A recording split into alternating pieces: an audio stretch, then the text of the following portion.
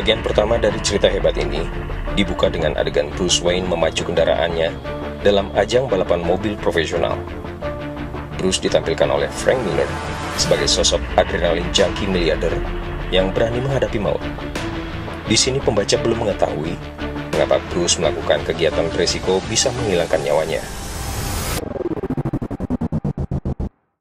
Sampai pada halaman kedua, barulah pembaca mengetahui latar belakang waktu di cerita ini, yaitu kota Gotham, kota fiktif di semesta DC, masuk dalam negara bagian Amerika Serikat di tahun pertengahan 80-an, di masa 10 tahun menghilangnya vigilante Batman beroperasi di kota tersebut. Model kota ini mirip dengan kota New York 80-an, sama-sama memiliki menara kembar atau Twin Tower. Akhirnya kita jadi paham tindakan Bruce Wayne, mengapa dirinya mengikuti perlombaan adu balap mobil di awal cerita. Bruce menyalurkan insting pemburunya, disertai rasa balas dendam yang tak pernah berakhir melalui ajang ini. Bruce Wayne tua berusaha menyembunyikan, bahkan menghilangkan pribadi Batman dalam dirinya. Kisah ini juga menggunakan siaran televisi sebagai penghantar cerita. Frank Miller sengaja memakai cara ini, sebab di tahun 80-an, sebagian besar warga US, perhatian terbesarnya tertuju pada kotak penghantar gambar dan suara yang menampilkan puluhan, bahkan ratusan channel.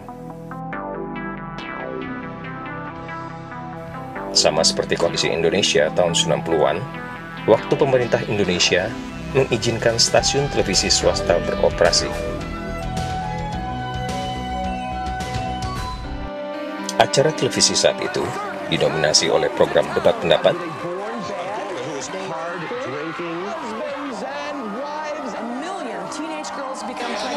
perang opini,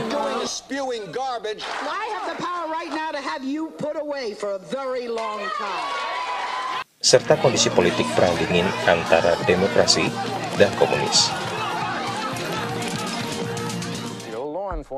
Awal tahun 80 juga masih marak aksi anarkis kelompok pemuda dari berbagai wilayah di Amerika Utara.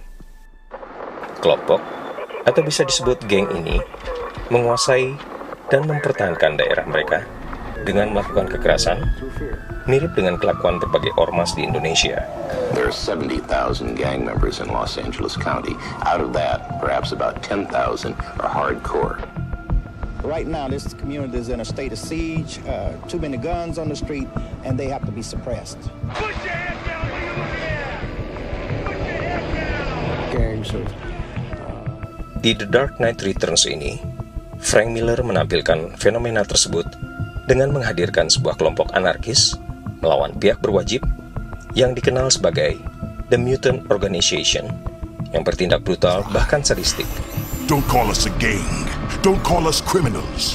We are the law. Gotham City belongs to the mutants. Identitas rahasia Batman di diri Bruce Wayne telah diketahui oleh rekan kerjanya dalam membasmi kejahatan, yaitu Komisaris Polisi James Gordon. Ada pengertian di antara kedua belah pihak atas tindakan yang pernah mereka lakukan.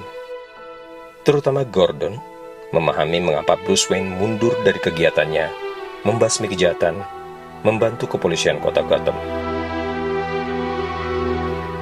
Di terbitan komik sebelumnya, Robin kedua, Jason Todd, gugur dalam tugas membuat Bruce mengalami trauma sehingga tak ingin lagi beraksi sebagai Batman.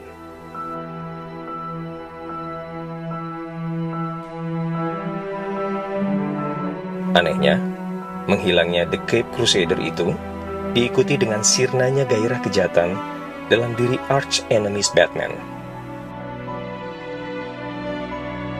Mereka menjadi pasif, impoten, tak tahu akan tujuan hidup mereka semula untuk mengacaukan kota Gotham.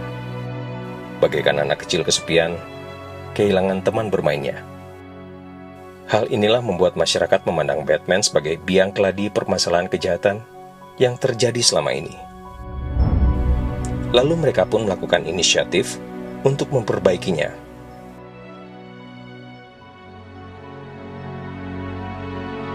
Salah satunya dengan cara merekonstruksi sisi wajah rusak Two-Face penjahat yang melakukan aksinya dengan mengambil tindakan melalui lemparan koin.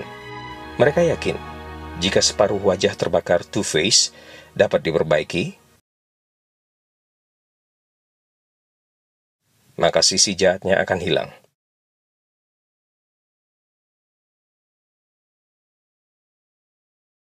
Frank Miller tahu, ia menampilkan kebanyakan manusia cenderung melihat tampilan luar sebagai perwakilan keadaan dalam diri seseorang.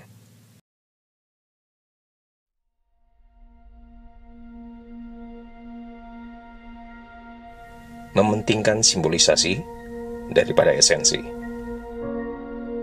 Bagaimana jika sisi wajah yang tak rusak sebenarnya sisi jahat dalam diri Two-Face?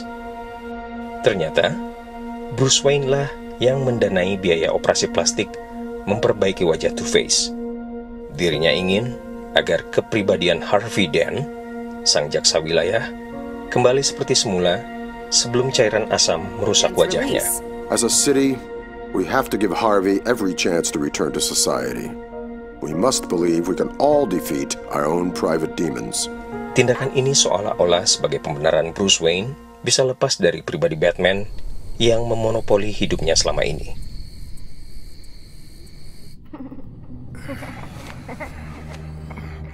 Wow, look at him go! What are you gonna do when you catch him, Bruce?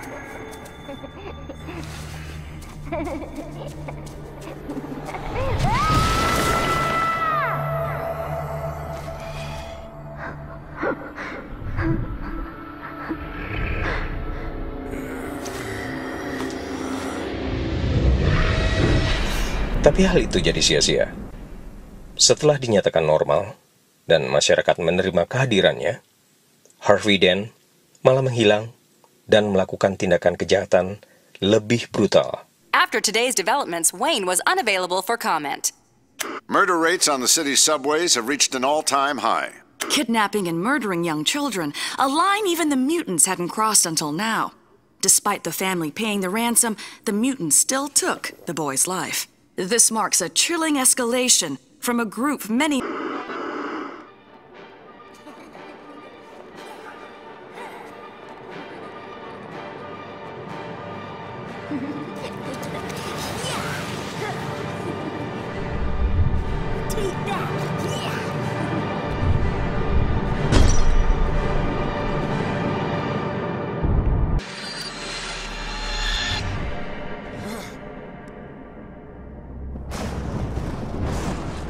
You try to hold me back, but you're weak.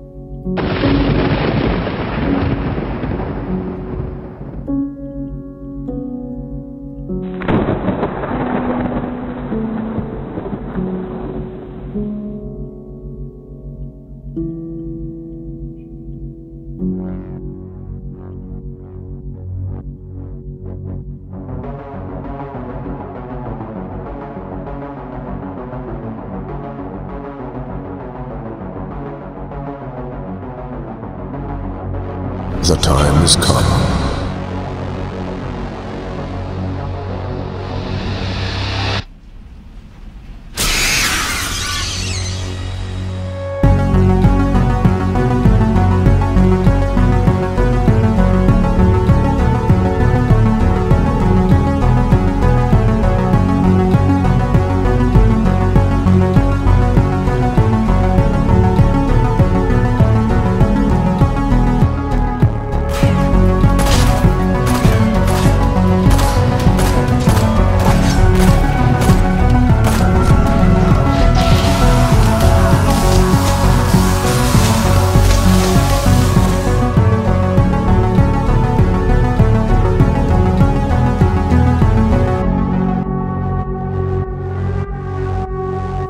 Dan beberapa adegan kemunculan Batman ini dipakai Christopher Nolan dalam film The Dark Knight Rises.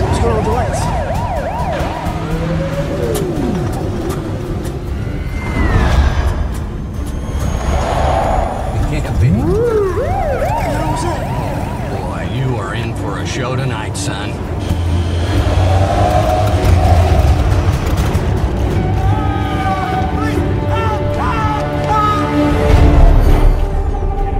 Plotnya juga terasa hampir mirip dengan alur peristiwa dalam komik karangan Frank Miller ini.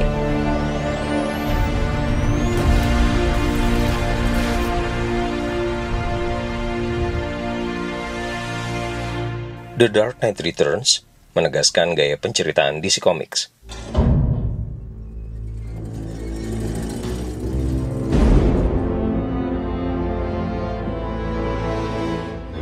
Superhero di semesta DC memiliki kesamaan, yaitu simbol yang diwakilkan dengan kostum lebih besar dari pribadi di dalamnya.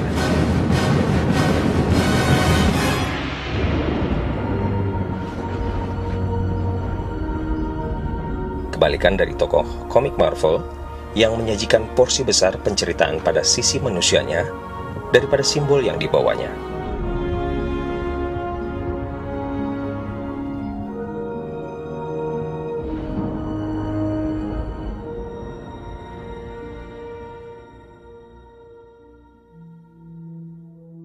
Reaksi masyarakat atas kemunculan kembali Batman ini terbagi menjadi dua. Ada yang pro dan ada yang kontra. Sebagian masyarakat yang tidak percaya, bahkan kecewa dengan sistem hukum, menyetujui aksi main hakim sendiri yang dilakukan Batman. Sebagiannya lagi mengutuk The Cape Crusader. Lucunya, malah memaklumi kejahatan yang dilakukan oleh Two-Face.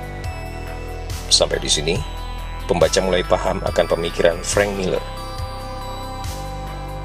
Jika ada di dunia nyata, Batman tidak bisa diterima oleh sistem. Batman adalah sosok yang berada di atas hukum, tidak tunduk dengan peraturan. Komisaris polisi James Gordon menyadari hal ini. Tapi kehadirannya diperlukan membantu aparat hukum yang segala tindakannya dibatasi oleh koridor hukum. Meskipun sebagian masyarakat dan pemerintah negara bagian melawan Batman, Gordon tetap membantu aksinya berperang melawan kejahatan di kota Gotham.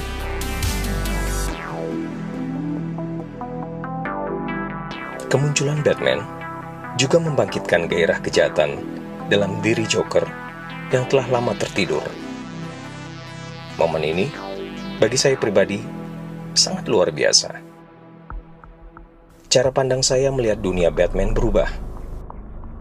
Dulunya, saya menganggap superhero melawan para penjahat seperti melihat polisi berhadapan dengan kriminal.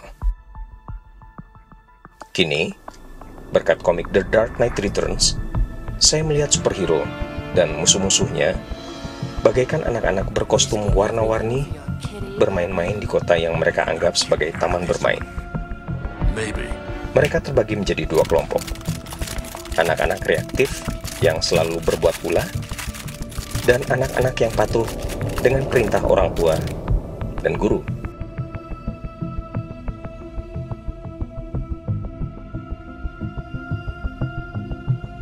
Di akhir bagian pertama cerita ini, Batman mampu menangkap Two-Face setelah menggagalkan aksinya meledakkan Twin Tower.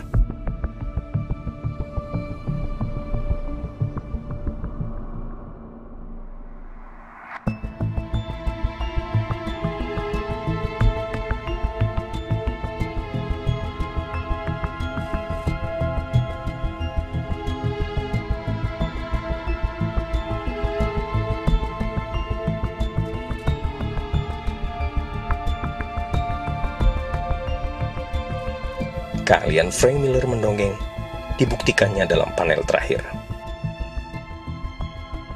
Keduanya, baik Batman dan Two-Face, tidak mampu membohongi diri mereka.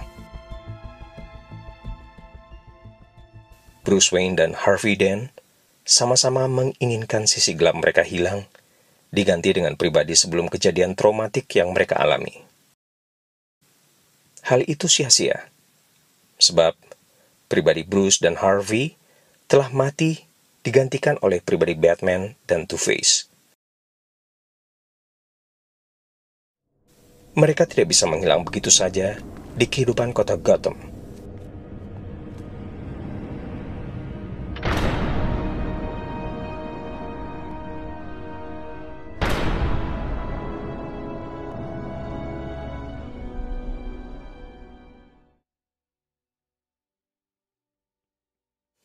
Yang membedakannya adalah Bruce Wayne menyalurkan traumanya ke arah yang lebih baik daripada Harvey Dent. Mereka berdua sama-sama dikecewakan oleh keadaan. Namun, keputusan untuk menerimanya yang berbeda. Jika dikaitkan dengan teori defense mechanism, atau dalam bahasa Indonesianya disebut sebagai mekanisme pertahanan diri yang dikemukakan oleh Sigmund Freud, si bapak psikoanalisis. Perilaku Two-Face dikategorikan sebagai jenis pertahanan diri displacement, atau pengelakan, atau salah pindah. Penolakan terhadap kenyataan yang dialami Harvey Dent yang harus diterimanya, seperti cairan asam yang merusak wajahnya, memunculkan kebenciannya yang dicurahkan ke masyarakat kota Gotham yang tidak bersalah dalam rupa tindakan membahayakan keselamatan umum. Don't bother to adjust the picture. For the next 5 minutes, I'm in control. Get the money. Sedangkan tindakan Batman ini masuk dalam kategori sublimation atau sublimasi yang merupakan dorongan kehendak atau cita-cita yang tak dapat diterima oleh norma-norma di masyarakat, lalu disalurkan menjadi bentuk yang lain yang lebih dapat diterima, bahkan ada yang mengaguminya. Ladies, gentlemen, you've eaten well. You've eaten Gotham's wealth, its spirit, but your feast is nearly over. From this moment on, none of you are safe.